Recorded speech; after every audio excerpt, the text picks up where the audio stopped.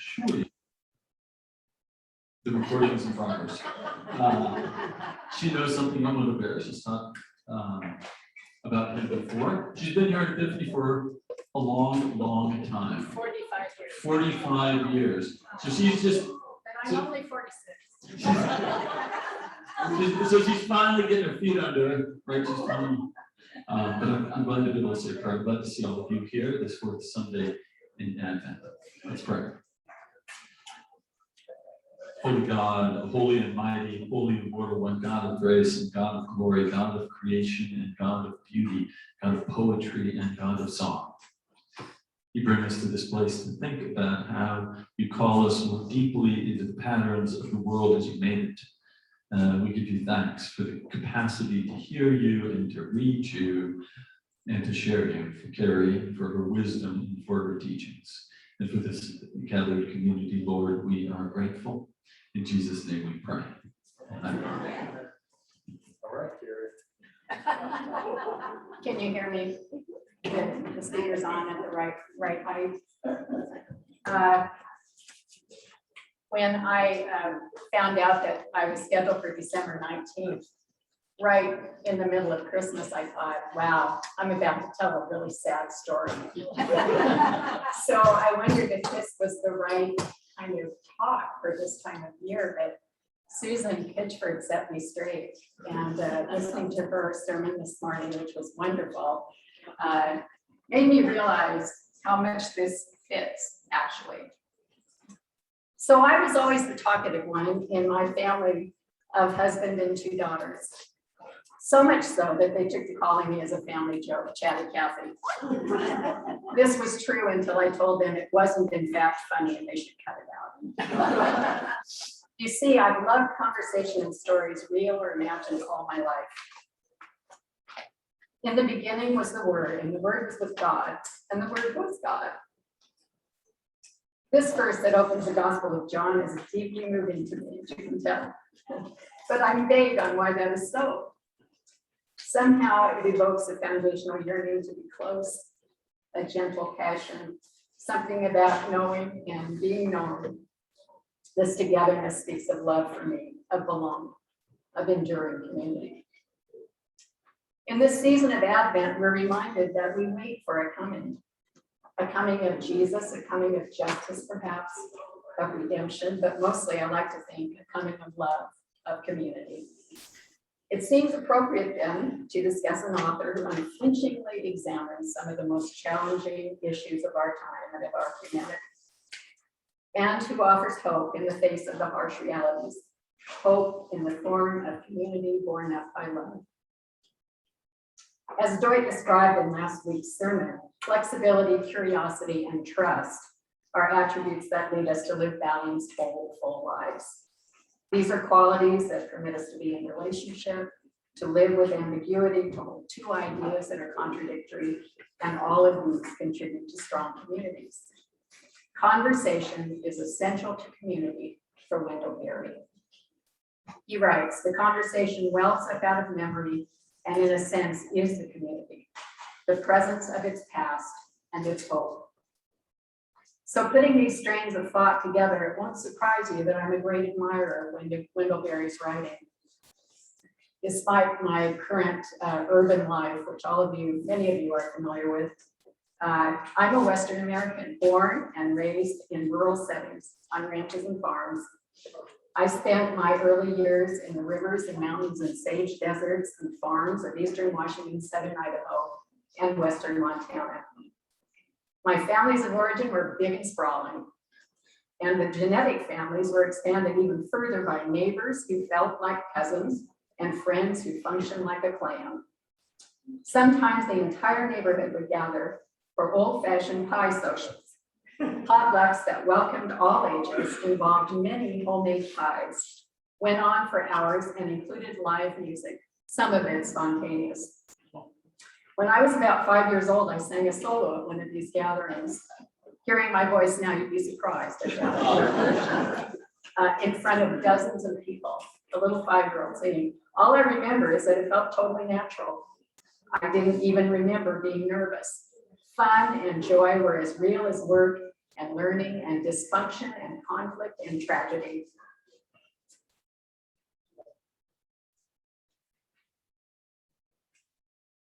Years ago, having run out of things to read and looking for a new author, I picked up a book called Fidelity, 5 Stories. It was published in 1992. It was by Wendell Berry, an author I hadn't read before, but I recognized him as connected with Wallace Stegner, and I was a fan of Stegner's writing. So I discovered Mr. Berry's writing quite by accident. He's a prolific writer whose poetry, essays, and fiction speak to our deepest human needs. His work can be by turns comforting, inspiring, informative, challenging, humorous, touching, and at times as hard-hitting, searing, and heartbreaking as truth can be. He's always authentic, true to himself in both his writing and the way he chooses to live his life. Wendell Berry came from Kentucky, earned his bachelor's and master's degrees at the university there, and to Kentucky he returned. After time at Stanford, in New York, on a Guggenheim in Italy, and after turning down many authors attractive to modern sensibilities. He bought a small marginal farm and works it like the Amish with horses, and he can tell you all the good conservation reasons why. Without benefit of any personal electronic tools, he regularly produces an amazing array of essays, poetry, and fiction.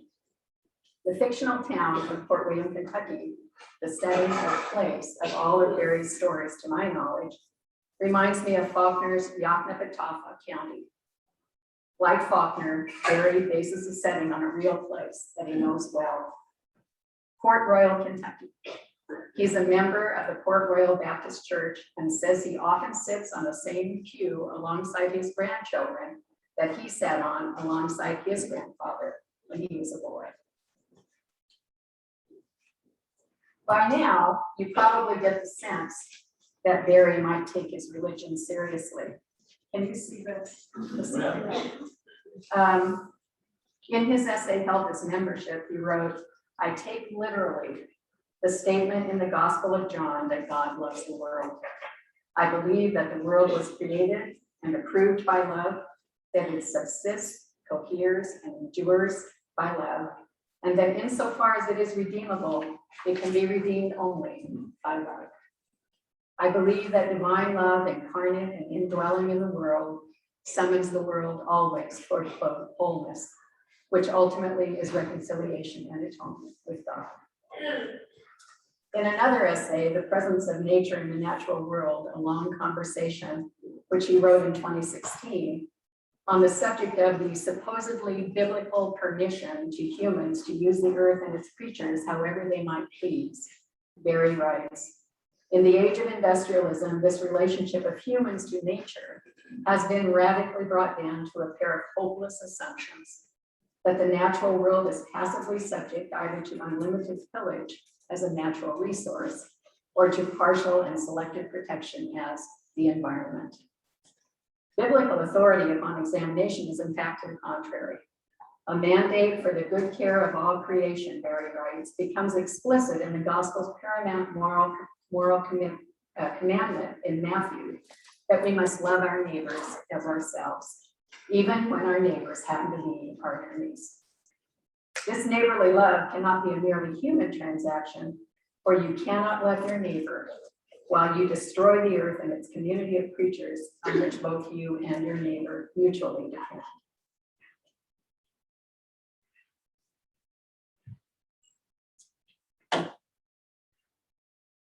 Maybe the best introduction of Wendell Berry is contained in excerpts from a letter written in 1990 by Wallace Stegner to Wendell Berry.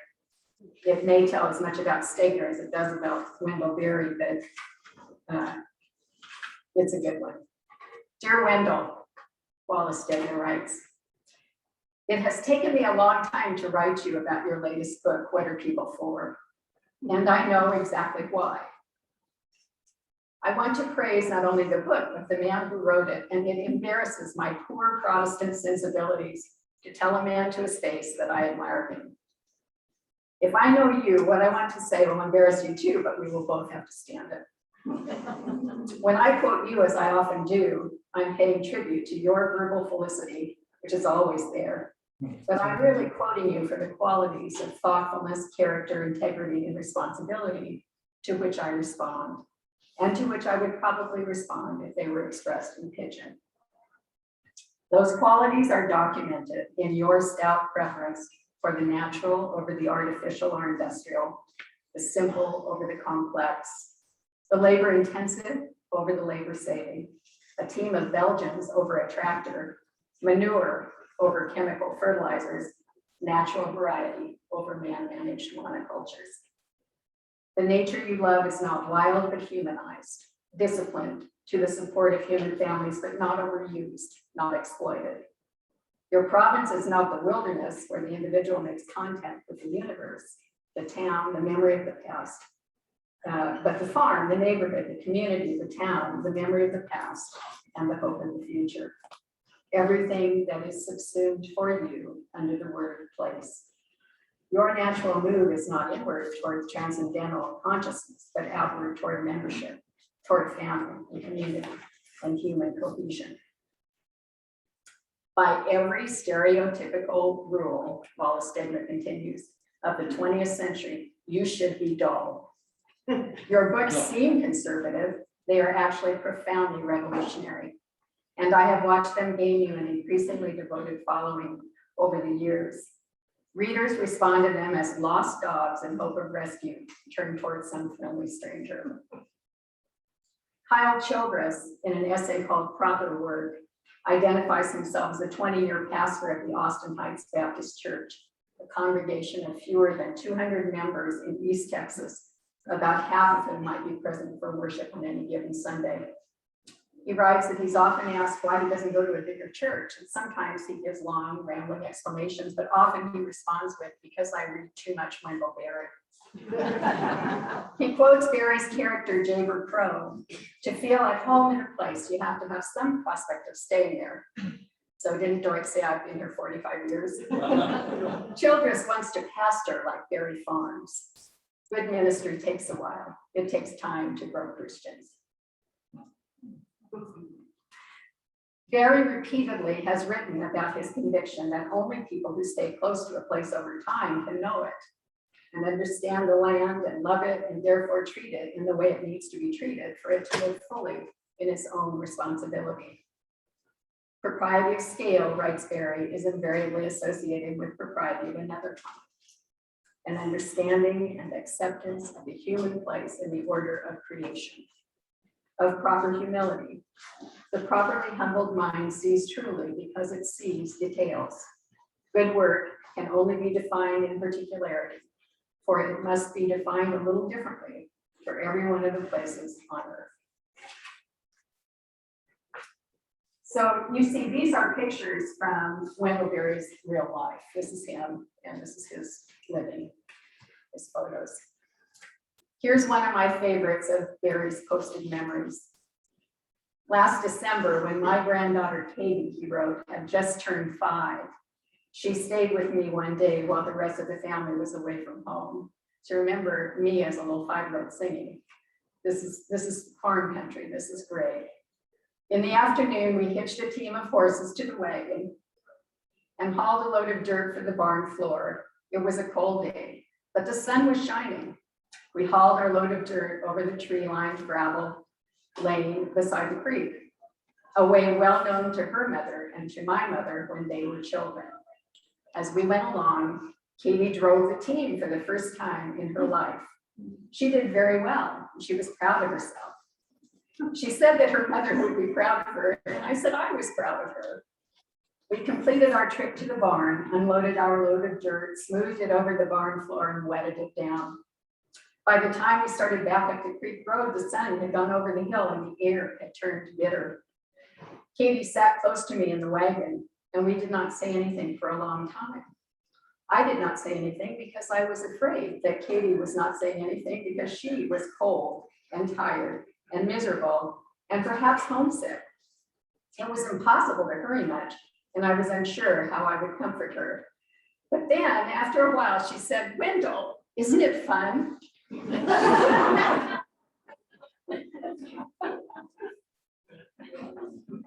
I think this little girl might be Katie.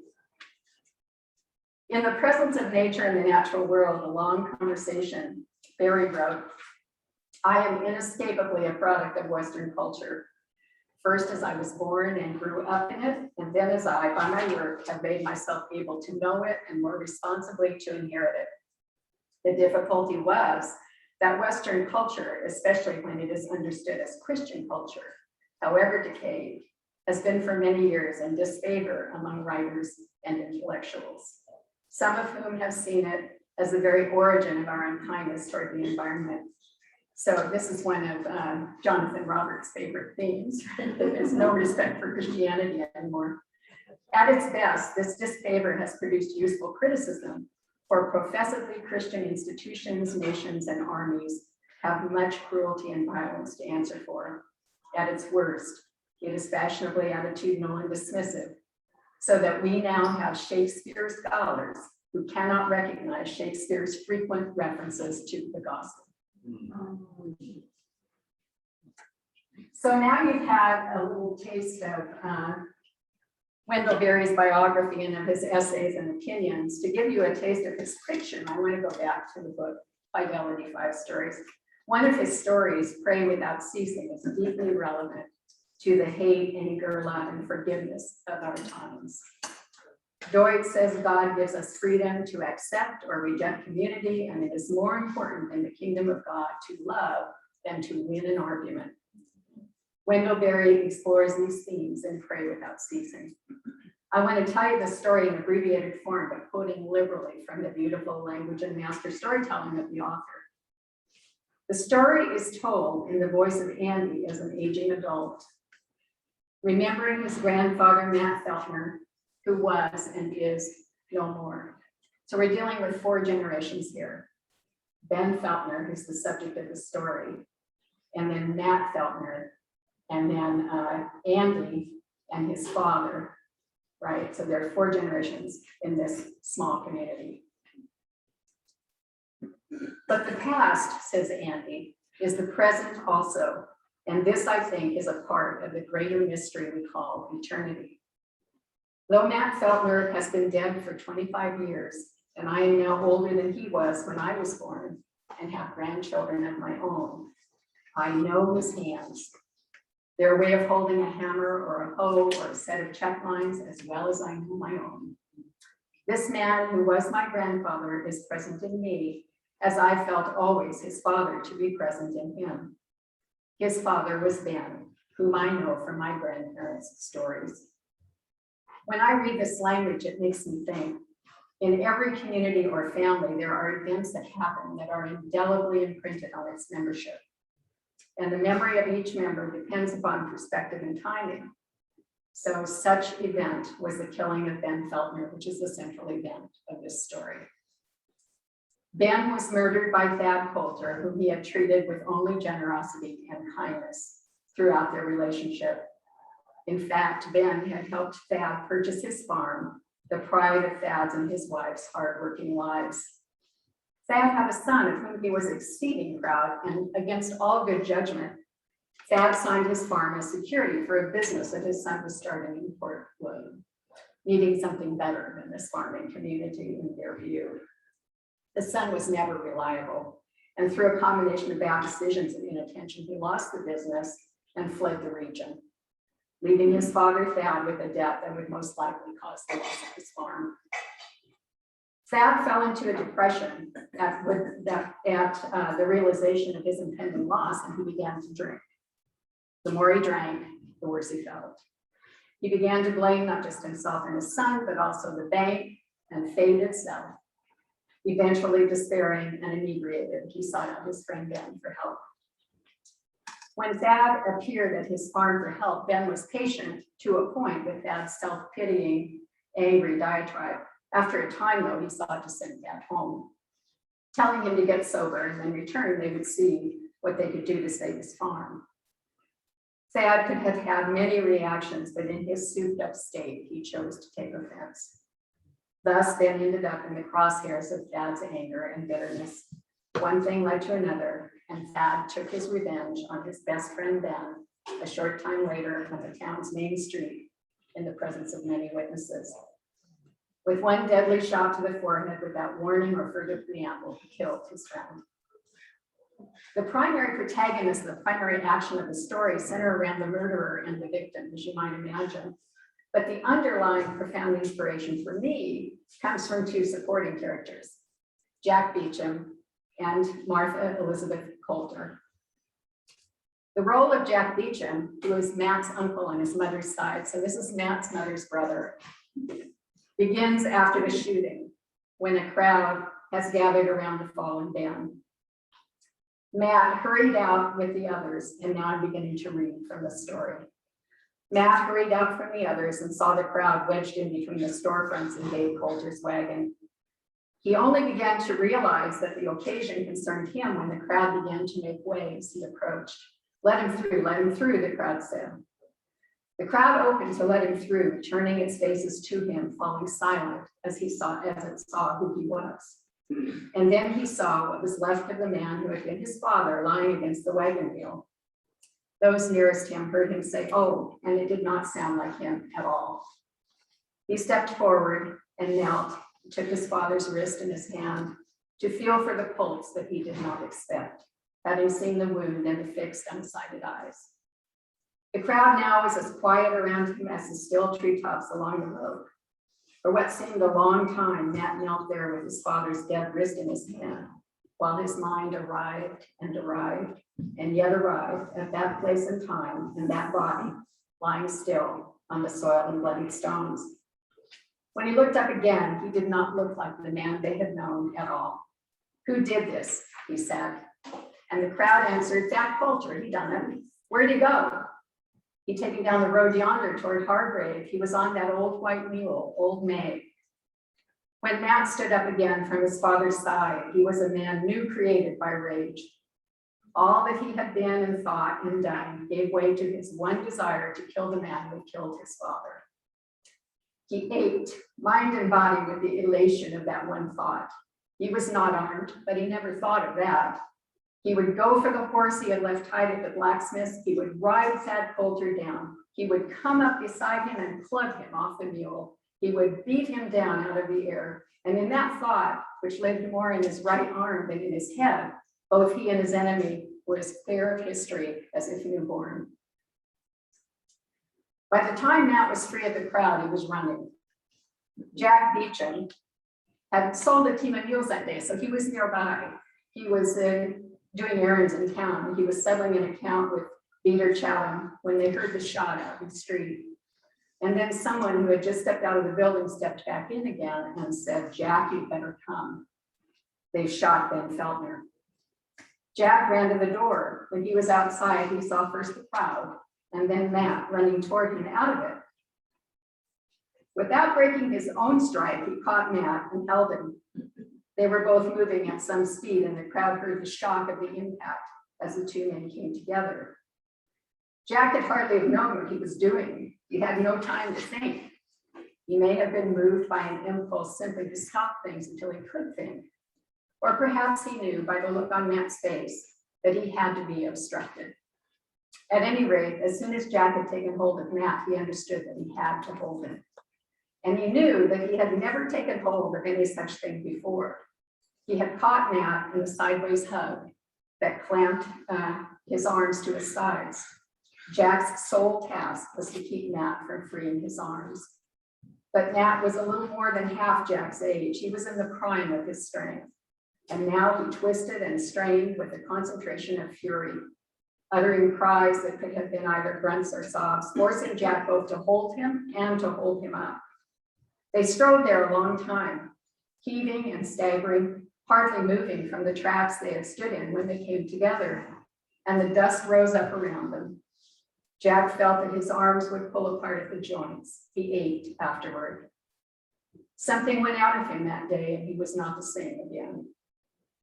And what went out of Jack came into Matt, or so it seemed, for in that desperate embrace, he became a stronger man than he had been. A strength came into him that held his grief and his anger as Jack had held him. And Jack knew of the coming of this strength, not because it enabled Matt to break free, but because it enabled Jack to turn him loose. Matt ceased to stride and Jack let go his hold. He stepped away, allowing himself to be recognized, and Matt stood. To Jack, it was as though he had caught one man and let another go. But he put his eye on Matt, not willing yet to trust him entirely to himself, and waited. They were both winded, wet with sweat, and for a moment they only breathed, watched by the crowd, Jack watching Matt, Matt looking at nothing. As they stood so, the girl, Martha Elizabeth, who was the murderer's daughter and our second supporting character that I admired, walked by in the road. She did not look at them or at the wagon or at the body crumpled on the ground. She walked past it all, looking ahead as if she already saw what she was walking toward. Coming aware that Jack was waiting on him, Matt looked up. He met Jack's gaze. He said, "Pa's dead. Thad Coulter has shot him." They waited, looking at each other still while the earth shook under them. Matt said, "I'll go tell Mama. You bring Pa, but give me a little time."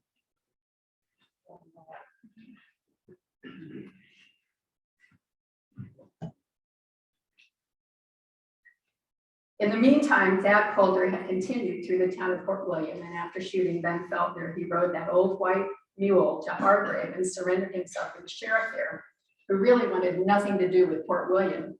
But when a man comes in and confesses murder, seeing no alternative, the sheriff locked Thad in a cell. Barely had he returned to his office when Martha Elizabeth appeared and asked after her father. From that time on, for the rest of his life, Martha Elizabeth remained near and stood watch over her father.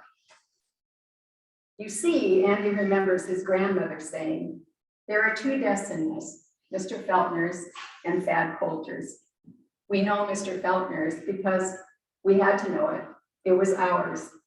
That we know Thad's is because of Martha Elizabeth. The Martha Elizabeth you know," she says to her grandson.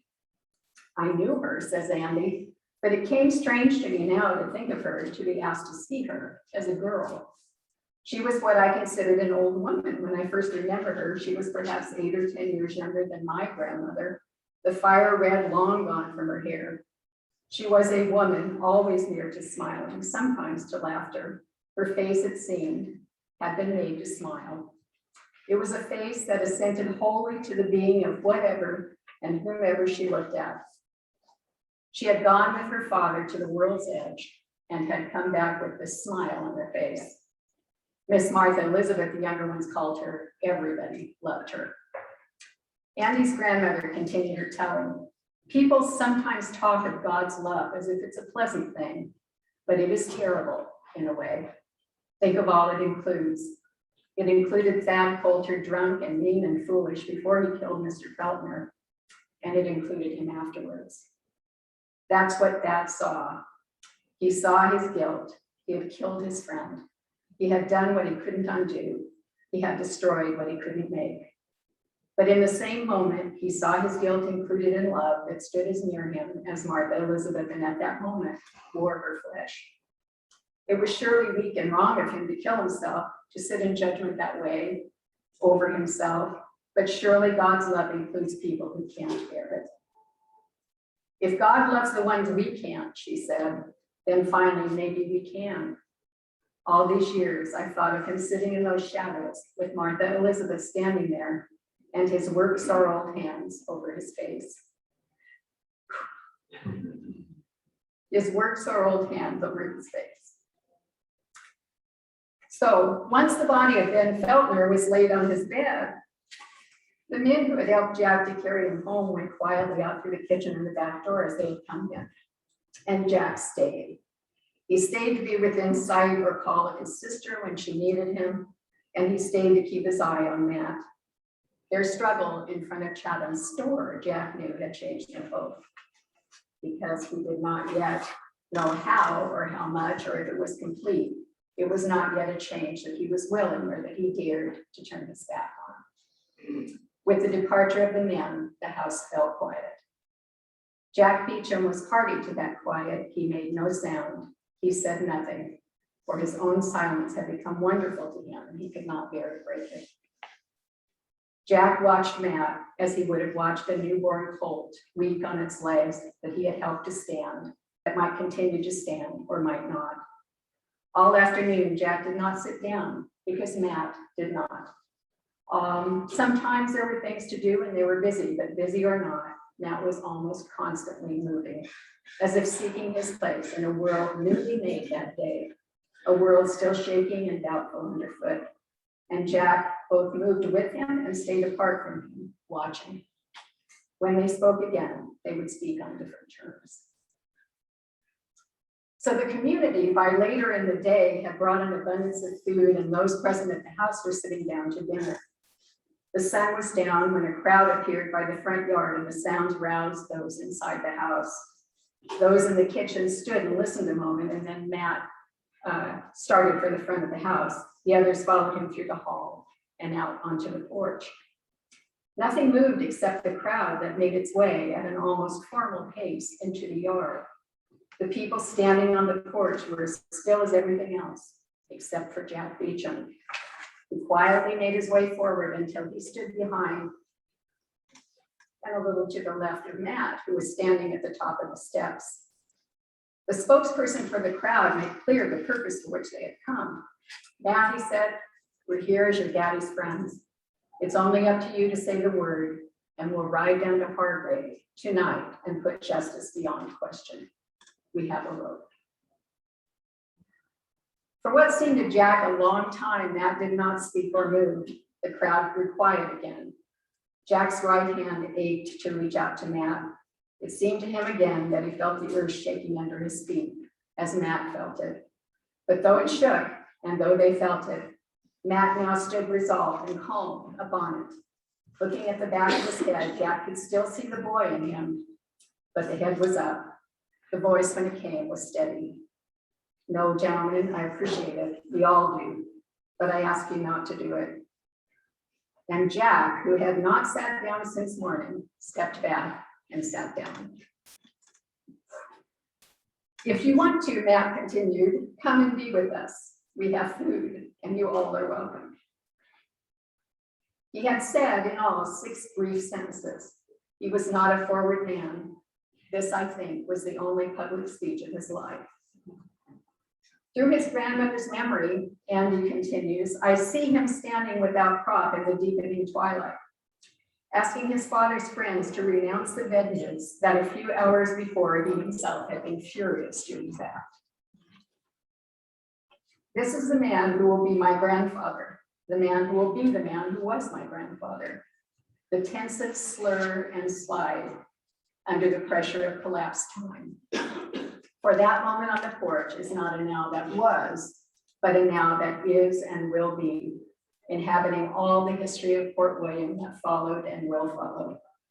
I know that in the days after his father's death and after Thad Coulter concurring in the verdict of his would-be jury in Fort William hung himself in the Hargrave jail and so released Martha Elizabeth from her watch, my grandfather renewed and carried on his friendship with the Coulters, with Thad's widow and daughters, with Dave Coulter and his family, and with another first cousin of Thad's, Mars Catlett, my grandfather on my father's side. And when my father asked leave of the Feltons to marry their daughter Bess, my mother, he was made welcome. I am blood kin to both sides of that moment when Ben Feltner turned to face Thad Coulter in the road and Thad pulled the trigger. The two families, sundered in the ruin of a friendship, were united again in a new friendship and then in marriage. My grandfather made a peace here that has joined many who would otherwise have been divided. I am the child of his forgiveness. After Matt spoke the second time, the crowd loosened and came apart. Some straggled back into the town, others, as Matt had asked, came into the house where their wives already were. But Jack did not stay with them. As soon as he knew he was free, his thoughts went to other things. His horse had stood a long time saddled without water or feed. The evening chores were not yet done.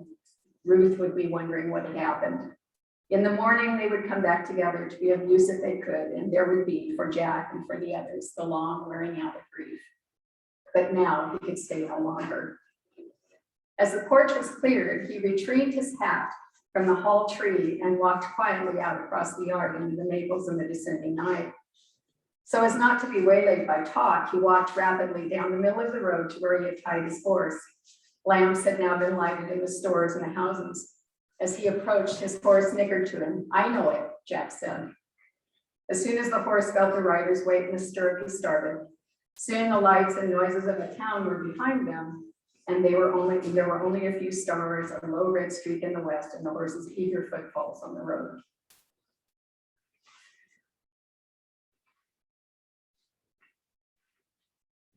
And that's how the story ends.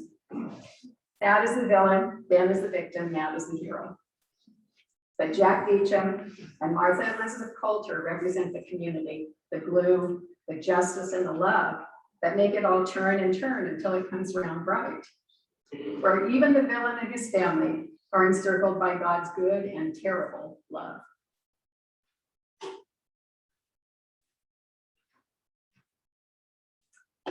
So Wendell Berry captures a time and place he knows so well.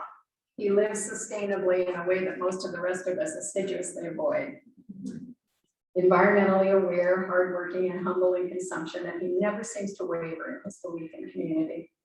Berry speaks to my heart because he sees and shows all of the complexity of human beings and obviously loves his people, both real and literary, and the earth itself in the most honest, honorable way I can imagine, very much as we aspire to do as Christians. But it would be a disservice to view Berry's work through sepia tones. During the Christmas holiday of 1968 to 69, in the Bender room at the Stanford University Library, as he tells it, Berry wrote a book called The Hidden Wound, in which he took on a second profound issue of our American history and time, our shared history of slavery and racism. It's painfully relevant to our current deeply troubled divisions. Face your life, Kelly Martin told us a couple weeks ago in her sermon. Wendell Berry acknowledges that on both sides of his family, his forebrothers owned enslaved people. He opens his comments thus: "It occurs to me that for a man whose life from the beginning has been conditioned by the lives of Black people, I have had surprisingly little to say about them in my other writings. It has been an avoidance. For whatever reasons, good or bad, I've been unwilling until now to open in myself what I have known all along to be a wound. An historical wound prepared centuries ago to come alive in me at my birth, like a hereditary disease, and to be augmented and deepened by my life. If I had thought it was only Black people who suffered from the years of slavery and racism, then I could have dealt fully with the matter long ago. I could have filled myself with pity for them and would no doubt have enjoyed it a great deal and thought highly of myself. Imagine the candor of writing this when I was 34 years old. But I'm sure it's not so simple as that. If white people have suffered less obviously from racism than Black people, they have nevertheless suffered greatly. The cost has been greater perhaps than we can yet know. The wound is in me," he continues, "as complex and deep in my flesh as blood and nerves. I've borne it all my life with varying degrees of consciousness, but always carefully, always with the most delicate consideration for the pain I would feel if I were forced to acknowledge it. But now I'm increasingly aware of the opposite compulsion. I want to know as fully and exactly as I can what the wound is and how much I'm suffering from it. And I want to be cured. I want to be free of the wound myself, and I do not want to pass it on to my children. Perhaps it is only wishful thinking. Perhaps such a thing is not to be done by one man or in one generation. Surely a man would have to be almost dangerously proud to think himself capable of it. And so maybe I'm really saying that I feel an obligation to make the attempt, and that I know if I fail to make at least the attempt, I forfeit any right to hope that the world will become better than it is now."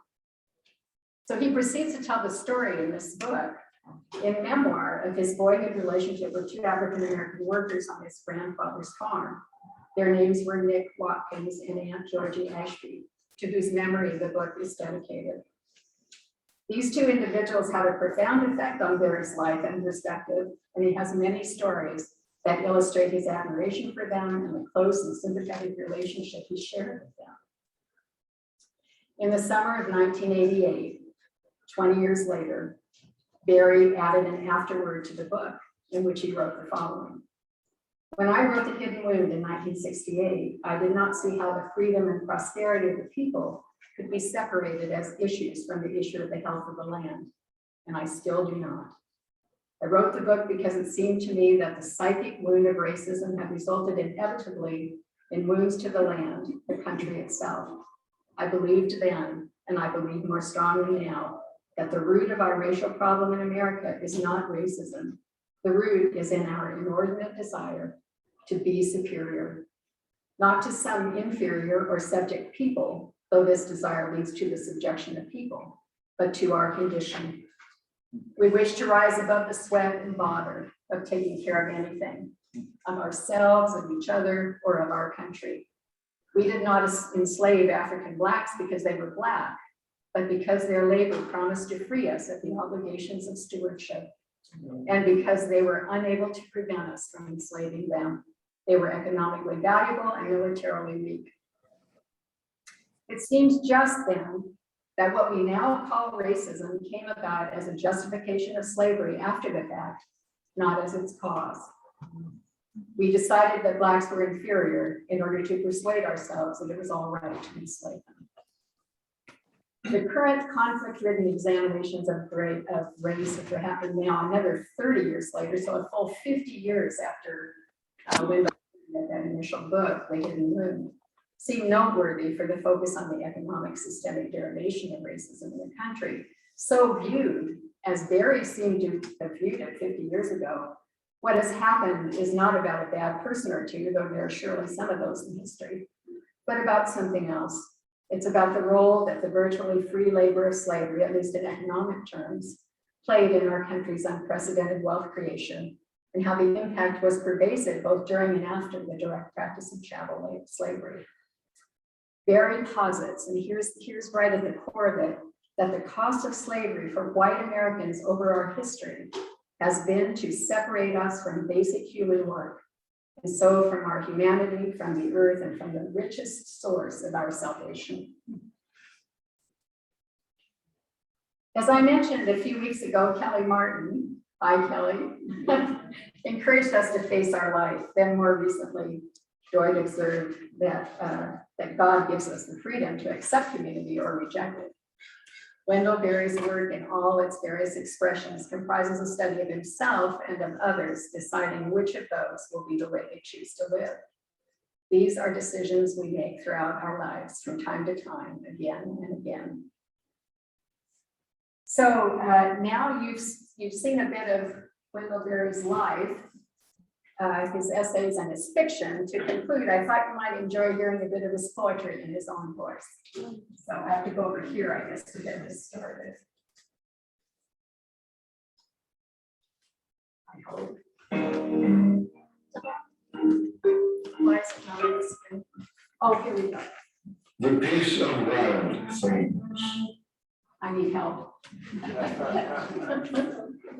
When despair for the world grows in me, and I wake in the night at the least sound, in fear of what my life and children's lives may be, I go and lie down where it take rest in its beauty on the water, and the great heron feeds. I come to the peace of wild things, who do not tax their lives with full thought of grief. I come to the presence of still water, and I feel above me the old round stars weep with their light. For a time I watched the ghosts of the world, and am free.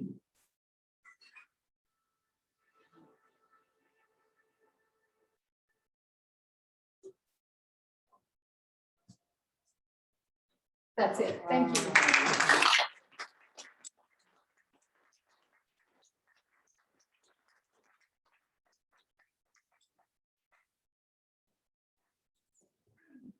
So for someone who's just, this is my first exposure to Wendell Berry.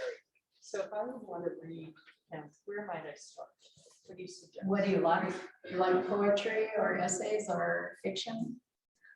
So, okay, The book that I read the story from Yeah. too, but I summarized it for you, is called Fidelity, 5 Stories, and you can get it on Amazon now. When I first looked for it, I think he's getting a resurgence of interest, but when I first looked for it, it was hard to find, but I think it's on Amazon. it is, I just. And yeah, and it's, that's probably the gentlest introduction to him because it takes you through 5 freestanding stories. The rest of his books, and there are many, he's very prolific, talk about that community. So the more you know about that community, I think I've read them all now, the fiction. I'm not a great poetry reader, but I do read some, and some of his poetry is quite wonderful. He writes a series called Sabbath Poems, and it's really, really nice. And he's done it for years, so you'll find lots and lots of poetry. And his essays are as hard hitting as the last one that I read excerpts from. He's quite opinionated, and but he tells you all the reasons why. And it's interesting, I think, because most of us tend to live in a different world than the one who's chosen to occupy. But I think we need to be reminded that people like Wendell Berry exist, and they are wonderful human beings. I mean, thoughtful and worthy of our attention and respect. And we tend to bifurcate, we tend to polarize, much too quickly, I think. Yes. Ma'am. What would be a good one to start out with if you have graduated? That's the question I just answered. I'm sorry. Well, I didn't repeat the question. I should have. Well, I apologize for that. I think the book of short stories, Fidelity, 5 Stories, is a really easy beginning. And if you're not in love with that kind of storytelling by the end of that book, his fiction is probably not where you want to go. Most of it's like that. It's pretty hard hitting, pretty blunt, but wonderful stories about families in conflict and coming back together and communities figuring out their way through difficult times. There's a military death. I mean, there's all kinds of interesting things in there.